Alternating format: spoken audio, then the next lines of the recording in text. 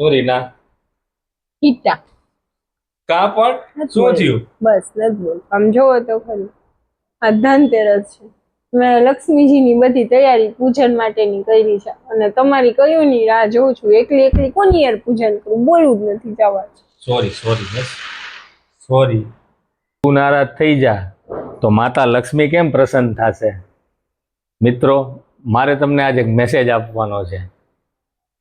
લક્ષ્મી 365 દિવસ આપણું ધ્યાન રાખતી હોય તો આપણે એને કણવાવે ન બોલવા, એનું અપમાન ન કરવું, એને પ્રેમ અને સન્માન આપવું, એ પણ એક લક્ષ્મી પૂજન જ છે ને. આપણી હિસાબે એમની આંખમાં આંસુ આવે તો માતા લક્ષ્મી કેમ રાજી થશે? એ પણ એક વિચારવા જેવી વાત છે.